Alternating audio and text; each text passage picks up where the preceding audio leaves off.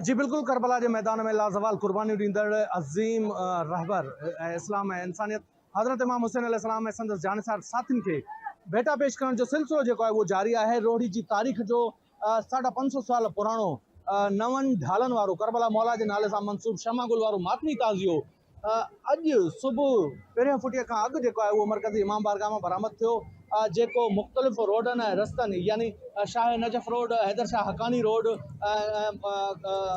गांगोटी ground road समेत Syed Shabir Shah library ऐं उन खां अलावा लाला शहज़ादा चौक, रीगल सिनेमा वारी घिटी खां थींदे रिज़वानी माला में मंडे खबड़ वारे पिण ते जेको आहे हिन वक़्तु क़याम पज़ीर आहे। हिन मातम जे हवाले सां जेकॾहिं सिक्योरिटी जी ॻाल्हि कबी त सिक्योरिटी इंतज़ाम इंतिहाई सख़्तु कया विया। एस एस पी सखर तरफ़ां 2000 एहलकार जेके आहिनि उहे मुक़ररु कया विया, जेके मातमी रूट्स जी जेको आहे सो गश्त कंदा रहिया। गॾोगॾु CCTV कैमराऊं बि रोहड़ी जे हिन इलाइक़े में लॻायूं वयूं त जीअं जेका मातम जी निगरानी करे सघिजे। उन लाइ control room SSP office Sukkur में क़ाइमु कयो वियो। अॼु जे मातम में जेकॾहिं ॻाल्हि कजे त कामिन तरफ़ां जेको आहे कुल्हा ॾेई करे याहुसैन याहुसैन जी सदाउनि सां हिन मातमी ताज़ीअ खे पंहिंजे जेको आहे सो मंज़िल ते पहुचायो आहे, यानी मंडे खबड़ वारे पिण वटि पहुचायो आहे, जिते कुझु कलाकनि जो क़याम आहे।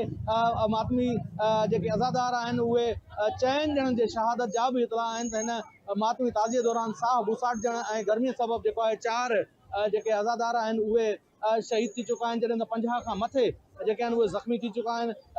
हिन वक़्त जी इतला इहा आहे त जेके शहीद थी वियल 4 ॼणनि मां 2 ॼणनि जी जेका सुञाणप आहे उहा थी वई आहे। कंदकोट वासी इमरान ऐं नवीद शेख जे नाले सां उनजी सुञाणप थी आहे। जेकॾहिं त 2 जेके डेड बॉडीज़ आहिनि उहे अस्पताल मुंतक़िल कयूं वयूं आहिनि। उते उनजी सुञाणप वारो अमल जेको आहे उहो जारी आहे। पुलिस पारां जेको आहे सो उन्हनि जी सुञाणप लाइ मुख़्तलिफ़ ज़रिया इस्तेमालु करे उन्हनि जे वारसनि ते पहुचण जी कोशिशि जेको आहे सो उहा करे रही आहे। मां जेकॾहिं तव्हांखे ॿुधाईंदो वञा त हीउ मातमी ताज़ियो जेको आहे उहो 550 साल पुराणो आहे, जेको हिन वक़्तु मंडे खबड़ वारे मक़ाम ते पहुतल आहे, जितां हू मंझंदि धारा यानी नमाज़ ज़ोहर खां पोइ जेको आहे हितां बरामद थींदो ऐं शहर जे मुख़्तलिफ़ रिवायती रस्तनि तां थींदे हैदर शाह हक़ानी वारे पिण ते पहुचंदो। हिन वक़्त जी जेकॾहिं ॻाल्हि कयूं त रोहड़ी शहर जेको आहे उहो मोमिन अज़ादारनि सां खचाखच भरियल आहे। शहर जा मुख़्तलिफ़ रोड ऐं रस्ता जेके आहिनि उहे मोमिननि सां भरिया पिया आहिनि। हर तरफ़ याहुसैन याहुसैन जी सदाऊं आहिनि। किथे जेको आहे नोहाख़्वानी बि हले पई त किथे सीना ज़नी, चाकू ज़नी ऐं ज़ंजीर ज़नी करे इमामनि सगोरनि खे जेको आहे उहो भेटा पेश कई पई वञे। हिन वक़्त जी सूरत हाल जेका आहे त उहा रोहड़ी शहर में तारीख़ी मातमी सिलसिलो जेको आहे उहो जारी आहे। हिन जेकॾहिं ॻाल्हि कजे सिक्योरिटी जी त 2000 एहलकार हुजण जे बावजूद बि काफ़ी मोमिन जेके आहिनि उहे पंहिंजे मोबाइल फ़ोनुनि खां महरूम थी विया आहिनि, जंहिंमें कुझु सहाफ़ी बि शिकार थिया आहिनि।